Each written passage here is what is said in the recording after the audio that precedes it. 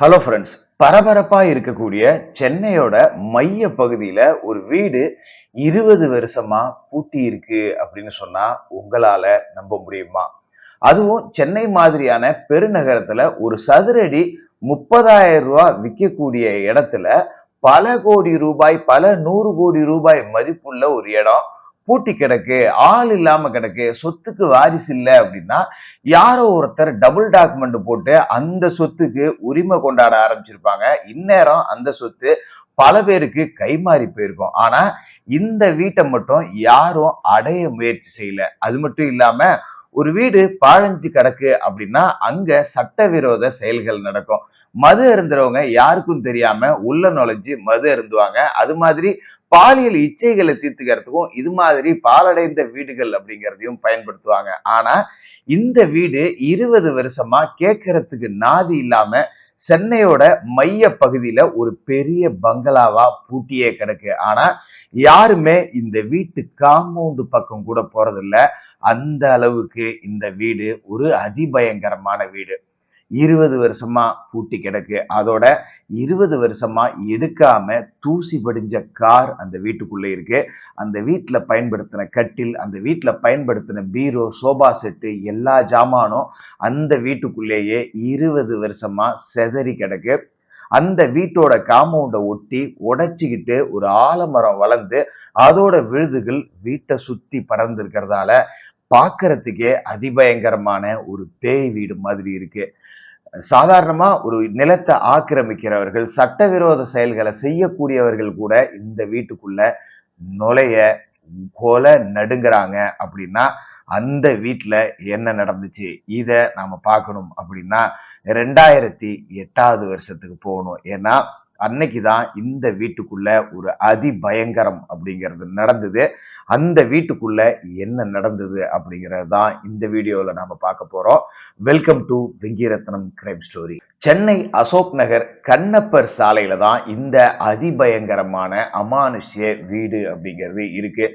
இந்த வீடு யாரோடது, ஏன் இப்படி கிடக்கு அப்படின்னா இந்த வீட்டுக்கு உரிமையாளர் டாமின் சேர்மேனா இருந்த ஒரு பெரிய அதிகாரியா இருந்து எம்ஜிஆர் அவர்களோட நெருங்கி பழகிய டாமின் சேர்மன் சரவணன் அவர்களோட வீடுதான். சரவணனோட மனைவி கஸ்தூரி, கணவனும் மனைவியும் இந்த வீட்டுல பெரிய கோடீஸ்வரர்கள், செல்வந்தர்கள், சந்தோஷமான வாழ்க்கை அப்படிங்கறதான் வாழ்ந்துகிட்டு இருந்தாங்க. ஒரே குறை என்ன அப்படின்னா இந்த தம்பதிகளுக்கு குழந்தைகளே இல்லை. சரி, குழந்தைகள் இல்லாட்டியும் பரவாயில்ல அப்படின்னு சொல்லிட்டு இந்த வீட்டுல வாழ்ந்துகிட்டு இருந்தாரு. ஏகப்பட்ட சொத்துக்களும் சேர்த்துட்டாரு. பணி ஓய்வு பெற்று தள்ளாத வயதுல தன்னோட வீட்டுல மனைவியோட வசிச்சுக்கிட்டு இருந்தாரு. வீட்டுக்கு வேலை செய்யறதுக்காக அதே பகுதியை சேர்ந்த அன்பரசி அப்படிங்கிற ஒரு பெண்ணையும் உதவியாளரா வச்சிருந்தாரு. நல்லபடியா போய்கிட்டு இருந்த இந்த தம்பதிகளோட வாழ்க்கையில நவம்பர் 20 2008 தான் அந்த கொடூரம் அப்படிங்கிறது நடந்துச்சு. என்னன்னு பாருங்க முடியா.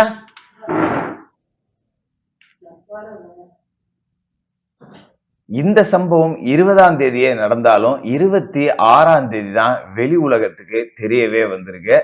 அந்த அசோக் நகர் கண்ணப்பர் சாலையில இருக்கக்கூடிய மக்களுக்கு இந்த வீட்டுல இருந்து துர்நாற்றம் வீசுது அப்படிங்கிற செய்தி வந்திருக்கு. அதோட வீட்டு வேலைக்கு போன அன்பரசியும் திரும்பி வரலன்னு அவரோட உறவுக்காரர்களும் 2-3 நாள் கழிச்சு வீட்டுக்கு போய் பார்க்கலாம் அப்படின்னு முயற்சியும் செஞ்சிருக்காங்க. அப்பதான் இந்த வீட்டுல இருந்து துர்நாற்றம் அப்படிங்கிறது வீசி இருக்கு. உடனடியா மக்கள் காவல்துறையினருக்கு தகவல் கொடுக்குறாங்க. காவல்துறையினர் அந்த வீட்டை போய் திறந்து பார்த்தா அந்த வீட்டுக்குள்ள சேர்மன் சரவணன், அவரோட மனைவி கஸ்தூரி, உதவியாளர் வீட்டு பணிப்பெண்ணான அன்பரசி எல்லாரும் கழுத்து அறுக்கப்பட்டு கத்தியால குத்தப்பட்ட நிலையில ரத்த வெள்ளத்துல சடலமா கிடந்திருக்காங்க. இந்த கொலை நடந்து 3 நாட்களுக்கு பிறகுதான் வெளியில உள்ள நபர்களுக்கே தெரிய வந்திருக்கு. பெரும்பாலும் இவர் ஒரு செல்வந்தர், அதோட பணி ஓய்வு பெற்று வீட்டுக்குள்ளே இருப்பவர் அப்படிங்கிறதால அடிக்கடி வெளியே வர மாட்டாங்க. கதவு பூட்டியே தான் இருக்கும். அதனாலதான் மற்றவர்களுக்கு சந்தேகம் அப்படிங்கிறதே வரல. இந்த வீட்டுல யாரோ ஒரு கும்பல் புகுந்து இந்த 3 பேரையும் கொலை செஞ்சுட்டு நிறைய தங்க நகைகள், வைர நகைகள், அமெரிக்க டாலர், இந்திய மதிப்புல உள்ள பணம் எல்லாத்தையும் கொள்ளையடிச்சிட்டு வீட்டையே சூறையாடிட்டு போயிருக்காங்க. ஆனா இது யாருக்கும் தெரியல. உடனே அசோக் நகர் போலீசார் கொலை வழக்கு பதிவு செஞ்சு யார் இதை செய்தது அப்படின்னு தீவிர விசாரணை அப்படிங்கறதுல இறங்குறாங்க. ஆனா எந்த விடையும் கிடைக்கல. உடனே வழக்கு சிபிசிஐடிக்கு மாத்தப்படுது. சிபிசிஐடி போலீசார் இந்த வழக்கை தீவிரமா விசாரணை செஞ்சதுல வேளச்சேரியை சேர்ந்த முகமது யாசின், அசோக் நகரை சேர்ந்த உதயகுமார், போரூரை சேர்ந்த மோகன், அவரோட மனைவி சத்யபாமா, இந்த 4 பேர் தான் இந்த கொலையை செஞ்சிருக்காங்க அப்படிங்கிறத கண்டுபிடிச்சாங்க. அவங்க கிட்ட நடத்தின விசாரணையில நகைக்காகவும் பணத்துக்காகவும் தான் இந்த கொலையை செஞ்சோம். சரவணன் வீட்டுல வேற யாரும் இல்ல, வயதான சரவணனும் அவரோட மனைவியும் தான் இருக்காங்க. இவங்க வீட்டுல நிறைய தங்க நகைகள் இருக்கு, நிறைய பணம் இருக்கு, இத போனா கொள்ளையடிக்கலாம் அப்படின்னு நினைச்சிருக்காங்க. இரவு நேரத்துல உள்ள புகுந்து இவர்களை எல்லாத்தையும் சராமரியா குத்தி கொலை செஞ்சிருக்காங்க. ஆனா வீட்டுக்குள்ள வேலைக்காரி அன்பரசி இருப்பாங்க அப்படிங்கிறத இந்த கொலை கும்பலும் எதிர்பார்க்கல. அன்பரசிக்கு உயிரோட விட்டுட்டு வந்தோம்னா நாளைக்கு நம்மளை காட்டி கொடுத்துருவாங்கன்னு வேலைக்காரி அன்பரசியவும் அதே மாதிரி கழுத்தை அறுத்து கத்தியால குத்தி கொலையும் செஞ்சாங்க. அதன் பிறகு சிபிசிஐடி விசாரணையில உண்மையை ஒத்துக்கிட்ட இவங்க ஆயுள் தண்டனை 2010 வருடம் விதிக்கப்பட்டு சிறையில அடைக்கப்பட்டாங்க. ஆனா இந்த வழக்கு இப்ப மறுபடியும் தூசி தட்டப்படுது. என்ன காரணம்? 2008 வருடம் தங்க நகைகள் வைரங்களை எல்லாத்தையும் திருடிக்கிட்டு போயிருந்தாலும் கூட சரவணன் வாங்கிய ஏகப்பட்ட சொத்து ஆவணங்களையும் இந்த கும்பல் திருடிக்கிட்டு போயிருக்கு. அந்த சொத்து ஆவணங்களை வச்சு அந்த சொத்தை கையாளக்கூடிய வேலையும் மற்ற நபர்களுக்கு டபுள் டாக்குமெண்ட் போடக்கூடிய வேலையவும் இந்த கும்பல் செய்யுது அப்படிங்கிற சந்தேகத்துல இந்த வழக்கு அப்படிங்கிறது சிபிஐ விசாரணைக்கு உட்படுத்தப்பட்டு இந்த தேதி வரையும் நிலுவையில் இருக்கு. இவர்களோட வீட்டில இருந்து நகை, வைரங்கள், பணம் எல்லாத்தையும் கொள்ளையடிச்சாலும் சொத்து ஆவணங்களை திருடிட்டு போய் மற்ற சொத்துக்களை இவங்க விற்க முயற்சி செஞ்சிருந்தாலும் வித்திருந்தாலும் இந்த வீட்டை மட்டும் யாராலையும் நெருங்கவே முடியல. இந்த வீட்டுக்குள்ள போனா பாலடைஞ்ச கார் தூசி படிஞ்சு இத்தனை வருஷமா ஒரே இடத்துல நிக்குது. வீட்டுல எம்ஜிஆரோட இவர் எடுத்துக்கொண்ட புகைப்படங்கள், அது இல்லாம ஏகப்பட்ட புத்தகங்கள், துணிகள், அவர் படுத்திருந்த கட்டில், மெத்தைகள், இது எல்லாமே கண்ணா புண்ணான்னு செதறி போய் கிடக்கு. இந்த வீட்டுக்குள்ள நுழையறதுக்கு அந்த பகுதியை சேர்ந்த மக்களே பயப்படுவாங்க. 3 உயிர் துடிதுடிக்க இறந்த இந்த வீட்டுக்குள்ள இன்னமும் அவர்களோட ஆன்மா உலா வருது, உள்ள போனா உயிருக்கு உத்தரவாதம் இல்லை அப்படின்னு அந்த பகுதியை சேர்ந்த மக்கள் அமானுஷ்ய வீடா இந்த வீட்டை வச்சிருக்கிறதாலதான் யாருமே இந்த வீட்டை நெருங்க பயப்படுறாங்க.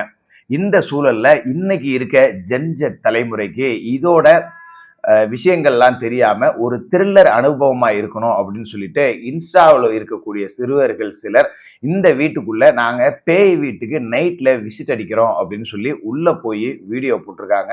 அந்த வீடியோ வைரல் ஆனதால பல இன்ஸ்டா பிரபலங்களும் இந்த வீட்டுக்குள்ள போய் நாம வீடியோ எடுக்கணும், விளாக் பண்ணணும் அப்படின்னு சொல்லிட்டு சட்டவிரோதமா செவிரேறி குதிச்சு உள்ள போகக்கூடிய வேலைகள் அப்படிங்கிறதும் நடக்குது. இதனால அந்த பகுதியை சேர்ந்த மக்களுக்கு அச்சமா இருக்கு. இரவு நேரத்துல யார் யாரோ வராங்க, தேவையில்லாத எங்களுக்கு பயமா இருக்கு, அதனால இந்த வீட்டுக்கு காவல்துறையினர் பாதுகாப்பு போடணும், அப்படி இல்லைன்னா இங்கே சட்டவிரோத செயல்கள் நடக்கிறதுக்கு வாய்ப்பா அது அமைஞ்சிரும் அப்படின்னு கோரிக்கையாகவும் வச்சிருக்காங்க. சென்னையோட மைய பகுதியில இப்படி ஒரு அமானுஷ்ய வீடு, பல 100 கோடி ரூபாய் மதிப்புள்ள சொத்து, அமானுஷ்யம் அப்படிங்கிற பேரால யாரையும் நெருங்க விடாம பல ரகசியங்களை தனக்குள்ளேயே பூட்டி வச்சுக்கிட்டு இன்னமும் ஆலமர விழுதுகள் எல்லாம் பிளந்தாலும் கட்டிடம் கம்பீரமா தான் நிக்குது.